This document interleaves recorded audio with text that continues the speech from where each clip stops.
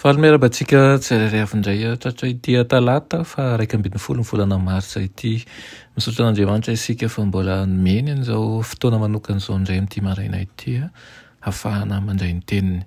Alohan'ny derantsika ny amin'ny mofonaina ny dia hivavaka isika.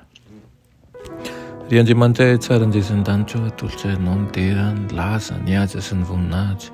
Misaotra anao izay fa mbola nomenao fahafahana andray ny teninao. Misaotra anao ihany koa izay mbola manome ny fanahinao masina mba hampitodika anay aminao, hatsapahanay fa mpanota tokoa izay ary mba hampanetretena sy amin'ny fotoritory no hanatonanay ianao ankehitriny dia mangataka aminao izay ny hanadiovanao anay. Meno fahakerezana avy aminao ny tsirairay avy eto ka tsy toaka ny teo aloha tokoa anie fa hitraka sy handroso amin'ny fanarahana anao. Tononona sy angatanay aminaran'i Jesosy. Amen. Lohateny mofonenantsika androany dia manao hoe na dia talenta iray aza. Nalaina amin'ny Matio 5:20, 5:20 ka hatramin'ny 7:20 manao hoe dia natao hatrao ka lasa nandevina ny talentanao tao anatin'ny tany, indry lasanao ny anao. Ary ny tompony namaly ka nanao taminy hoe ry mpanompo ratsy sady malaina, tokony ho nampanana ny voloko tamin'ny mpanana vola ianao ka rehefa tonga aho dia ho nandray ny ahy mba hamonjanany. Amen. Tsy misy tokony ilaza amin'ny alahelo fa tsy manana talenta betsaka mihitsy ny izy.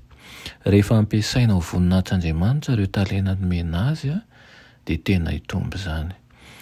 Tsy fotoana izao hitolokona amin'ny toerantsika eo amin'ny fiainana ka ilazana ihany koa hoe raha mba nanana ny fanomezam-pahasoavana na ny fahaizana ohatran'izao manko za dia mety nanolotra reny vola betsaka kokoa any tompoko. Raha mampiasa tsara sy hampahendrena ny talenta ny tokana ny olona tahaka an'izany dia izay no angatahan'ny tompo amin'izy ireo. Tsy ireo eo amin'ny fiangonantsika tena vitsy ny mpiasa mazoto ao, ny mpitsikera betsaka tsy tsapany fahandraikiny, ny fanahy maro heveriny fahandraikitry ny sasany fotsiny dia izy mitaza-potsiny mipetraka ary tonga isaky ny ora fivavahana. Tsy noana na mangetaheta ny fahamarinana izy ireo, tsy mba manampy, tsy mba manohana akory ary rehefa miasarotra ny asa fa lasa ary mitsikera na manoratra eto anivon'ireto tambazotra serasera itony. Reny sokajin'olona reny no tsy manana afa-tsy talenta tokana ary manao an'izany tao anaty mosoara dia avy eo izy mandevina azy tao ambanin'ny tany. Eo am-pikatsahana an'ireo zavatra eto amin'izao fiainana izao dia veriny ny ho avy sy ny fiainana mandrakizay, ny voninahitra lehibe lavitra sy mandrakizay.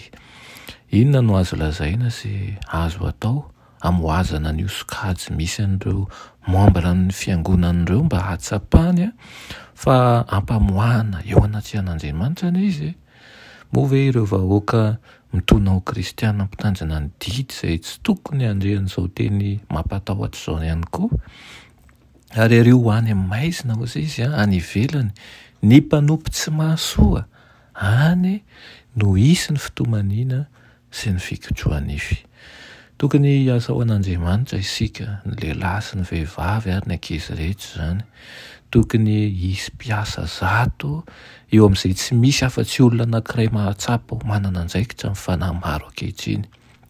Aoka ireo izay manana talenta anankiray ampiasa an'izany tsara ka hita azy tombo avoroeny ary Andriamanitra dia mankasitraka azy. Ary izay ananana ozy izy fa tsy arak'izay tsy ananany.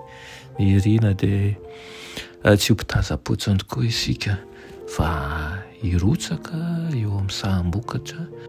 Ka maly ihany koa fa hoe Jesosy manao hoe be ny vokatra fa ny mpitsinja ny vitsy.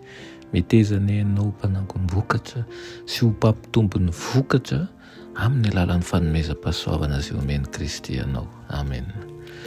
Ry Andriamanitra tsara andesin-danitra mbola misaotra anao izay ny amin'izany teninao izany.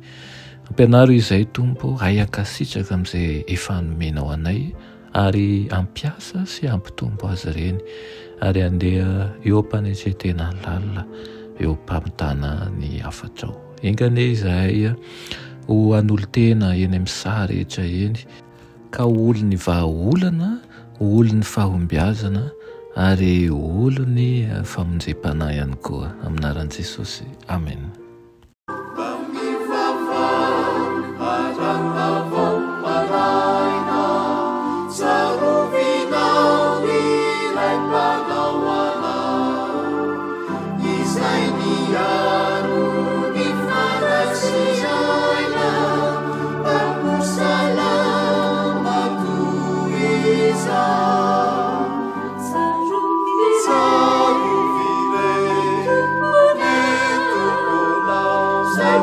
Yeah.